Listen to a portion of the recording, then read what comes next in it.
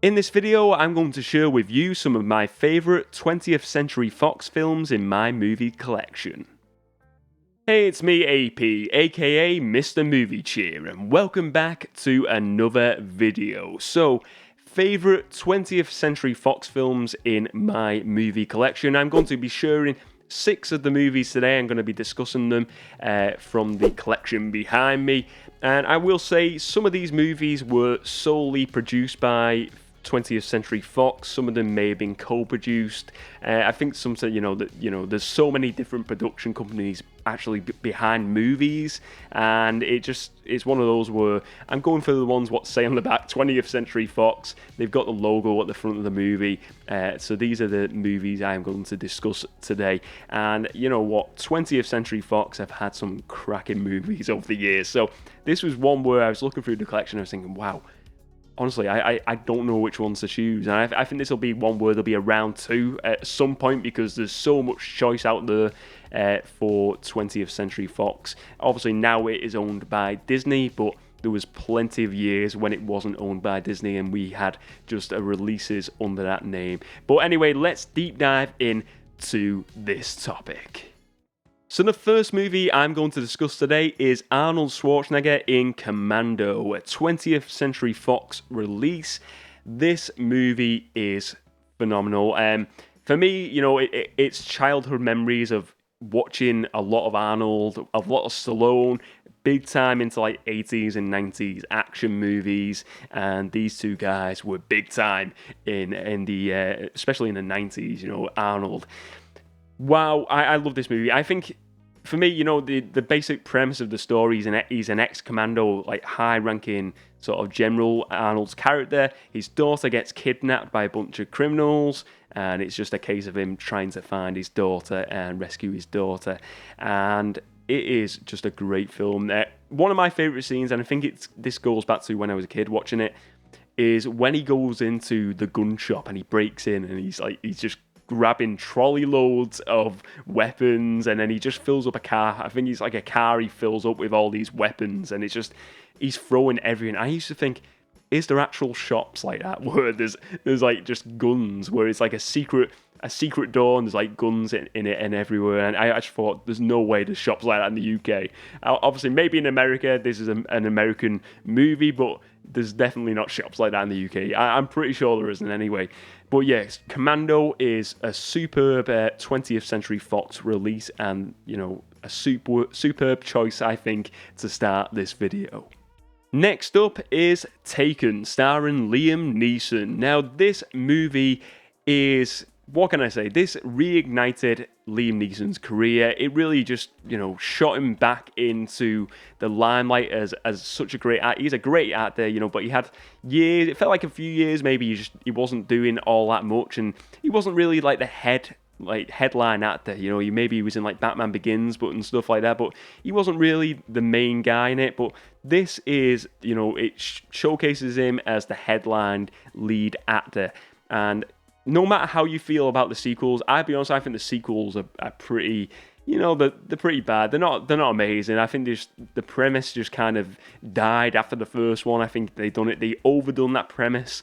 But the first one, even now, I can watch this and I think it's a great movie. I think it's really, at the time it was fresh. The action scenes were just so gripping. This guy is just, he's like Rambo reincarnated, isn't he? This guy knows how to fight, and he is just trying to find his daughter. His daughter's being kidnapped, basically, and she's, getting sold on these black markets with all these other young girls, and he's just trying to find his daughter before she's like gone for good. And it's a really good movie, and basically, it's like John Wick is all to do with his dog, and this is all to do with his daughter in a karaoke machine, and then she's just like, she wants to grow up. That's like, it's kind of like it's like a dog comparison. His dog gets killed, and here it's like his daughter's a spoiled brat who wanted a karaoke machine, and then she wants to go abroad. That's the way it is with Taken. But superb movie. Liam Neeson is awesome in this film. The next movie I'm going to discuss is Planet of the Apes, starring Charlton Heston and Roddy McDowall. I am a huge Planet of the Apes fan. I've mentioned this movie on the channel so many times. tons of times now, but you're probably getting sick of me talking about it, but I absolutely love this movie. Watched it. I remember having the videos, the VHS, growing up, and I don't think I ever watched it when we had the VHS. And I remember seeing bits of it on TV where I think it was like the end of the movie on the beach. And I just didn't really know much about it. And maybe, I'm trying to think whether I watched the Tim Burton remake before watching this. Maybe I did. Maybe I watched the Mark Wahlberg movie and then I really enjoyed that and I went back and watched the originals. Or maybe the TV show I watched first, because I've watched the Planet of the Apes TV show. If you've not watched that as well, that is phenomenal. That is a hidden gem of a TV show. It was one season, but it was superb. It was different actors in the roles, but I think it was set... I don't know if it was set in the same universe or... I think it was in the same universe, I'm pretty sure. I can't remember if that was after or before the original movie. I'm going off track here, but I'm getting all excited talking about Planet of the Apes. This is a great movie. I think some of the sequels, some of them are okay. I do think they go a bit weird, some of them, and a bit I think the weirdest one is when the apes come to normal Earth civilization of normal time, and they're wearing suits and stuff, and they're all getting they're acting like humans. That's such a weird one, and for me that's one where it's there's some good moments in it, but overall that's a bad movie. That is a bad movie, I'll be honest with you. But the first one is just epic. It's an epic film. This astronaut crashes on this mysterious planet, and it turns out the planet is full of apes that can talk. They have their own houses, they've got their own jobs, courts, everything. They've got their own system, their own life, and they're not like the apes that were on Earth when they were on Earth and on their planet, I mean.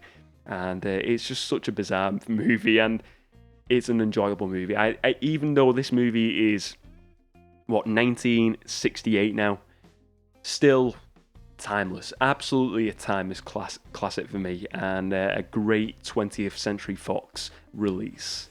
The next movie I'm going to discuss is Star Wars: Return of the Jedi. I'm a huge Star Wars fan, and this is the last movie of the OG trilogy of Star Wars movies, the best trilogy of Star Wars movies, in my opinion, and I think in a lot of Star Wars fans' opinion, I imagine. This is, I love so many, A New Hope is my favourite, Empire Strikes Back is great, but Return of the Jedi is also a really good movie. It's that conclusion and the redemption of Darth Vader in the story, and I also think this is going to be a movie that's going to be super important for the TV shows moving forward. I think there's been, this is the most... I think there's going to have a lot of connections to this movie and the plots from this movie. We've seen it now with the Book of Boba Fett TV show. It's kind of set place right after this movie ends, and the events of this movie really impact certain points of this show, and that we do see obviously some characters return in that show that featured in this movie. I won't give any spoilers if you've not watched it yet, but I think on the TV side of things, this is going to be a really impactful movie for the future of the Star Wars TV shows on Disney+. But this is a great movie. As I said, it's the conclusion of that OG trilogy, Darth Vader's redemption story in this, and seeing the ending of him and Luke and taking off the mask for the first time in the Star Wars movies at that point is a super special special moment, isn't it? I would have really enjoyed watching this at the cinema at the time of release. I think it would have been... Imagine the excitement. The excitement in the cinema would have been unreal. I just would have loved to have been there, take a time machine back and wiping my memory, going into watching that film and feel that experience of Star Wars: Return of the Jedi. Great film, and again, another great 20th Century Fox release. Next up is X-Men: Days of Future Past. More of a recent release here. The Hugh Jackman-led movie. I mean, this is a movie that features cast members from the new versions of the younger cast of the X-Men movies, the reboot movies, and then you have the original cast of the X-Men movies, the older versions of those characters, all coming together in one story This is based on the comic book. I've never read the comic book, but I believe there is differences, and I think with a lot of these movies, they take a comic book name, like with Civil War with the Marvel movie. It's a very different story from the actual comic book, and I imagine it's probably a bit different than this movie from what I've heard over the years. But this is, for me, I think there's certain peaks in the X-Men movies, and I think if we're just looking solely at the X-Men team-up movies, I think this is a peaking point. I think the First Class movie and this one are really high points in the X-Men franchise. I think this is a phenomenal movie. It's a time travel movie as well. You can't go wrong with a bit of time travel in your comic book movies. I think it always goes well, and it's a fun element, isn't it? And especially what I like as well, I can't really think of another first time point where we've had two different versions of characters, like two Magnetos, two Charles Xaviers featuring in the same movie, played by different actors at the same time. I think that's got to be a first. I mean, obviously we're getting that a lot more now moving forward, but at that point it wasn't. I mean, it's only a couple of years ago this movie came out, but every movie wasn't doing that with the multiverse idea, and this was obviously not a multiverse, it was time travel, but we're seeing more of that concept of, different people, different actors playing the same character, multiple actors on screen, which is really, I think it's cool. I think it's really cool as comic book fans and movie fans, and this is where, for me, this is a great feast of that sort of style of storytelling with multiple people playing the same characters. But yeah, great story overall, really fun movie, a really great X-Men movie, well worth checking out. So I'm going to end this video today with my final pick, that is Aliens, the second movie in the Alien franchise. The first movie I think is fantastic.